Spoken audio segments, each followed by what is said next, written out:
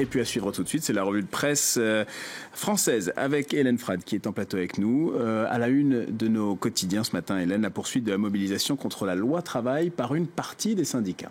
De mieux en mieux, ironie et inquiétude du Parisien ce matin, qu'on sent un tantinet agacé par le dialogue de sourds dans lequel sont enlisés le gouvernement et la CGT, le syndicat qui a pris la tête de la contestation contre la loi El Khomri.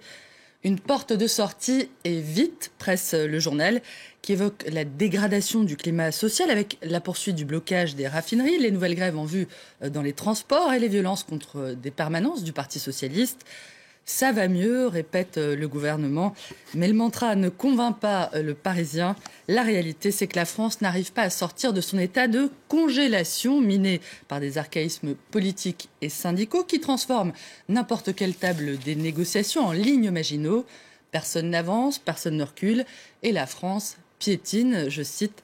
François Hollande et Manuel Valls sont-ils tombés dans le piège syndical ? C'est l'hypothèse des Échos qui jugent que l'exécutif est en train de subir une guérilla d'une rare violence de la part de la CGT, alors que son ambition était de parfaire son image de social-démocrate.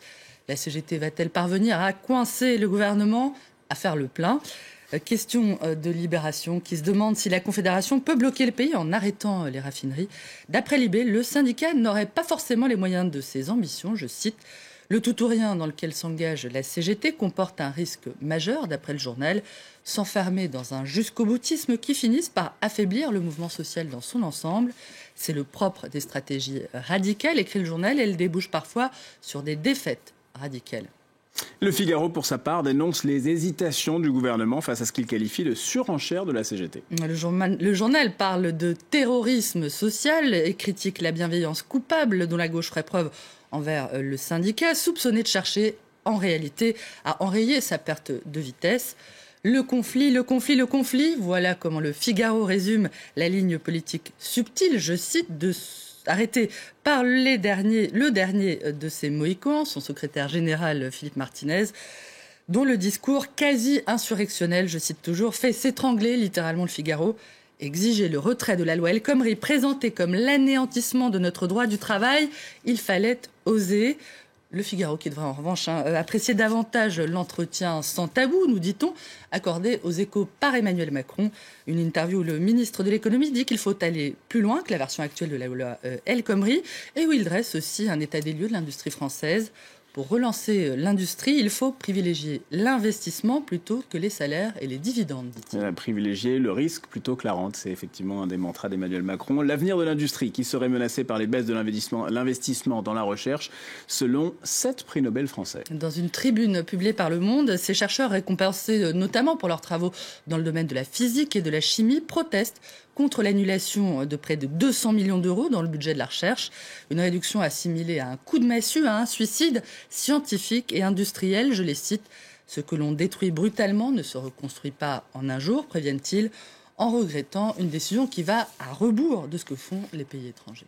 Et on termine avec la victoire sur le fil de l'écologiste Alexander Van der Bellen. C'est en Autriche et c'était face au candidat d'extrême droite Norbert Hofer. L'Autriche résiste, titre 20 minutes, tandis que l'humanité évoque un dernier avertissement pour l'Europe. Malgré la victoire des Verts, le résultat de l'extrême droite ne peut pas être banalisé, écrit le journal. L'Europe se radicalise, prévient l'opinion, qui montre, on va le voir, la patronne du Front National et Marine Le Pen et l'écologiste Cécile Duflot songeuse face au score du FPE et des Verts autrichiens. Ça fait rêver quand même, tu m'étonnes. L'opinion juge que la victoire à l'arraché d'un écologiste contre l'extrême droite en Autriche traduit les bouleversements politiques considérables dont l'Union européenne est le théâtre actuellement. Des bouleversements qui pourraient conduire à la sortie du Royaume-Uni de l'UE si les Britanniques décident de voter en faveur du Brexit dans un mois. À moins que, Cyril, nos câlins parviennent à les en dissuader. D'après le Parisien, un groupe d'expatriés européens, dont une Autrichienne justement, a décidé de lancer une campagne destinée à montrer aux Britanniques que oui, on les aime et que non, on ne veut pas qu'ils nous quittent. Le principe est un anglais dans vos bras. Assez simple, effectivement. Il suffit de prendre les Britanniques qui le souhaitent dans ses bras. Une campagne, Cyril, qui est intitulée « Hug a Brit ». Prenez un Britannique dans vos bras. Hélène Frade avec la revue de presse des quotidiens français. Merci beaucoup. On vous retrouve un petit peu plus tard dans Paris Direct avec les quotidiens internationaux. Cette fois-ci, merci à vous. On marque une très courte pause. On se retrouve dans un instant pour une nouvelle édition.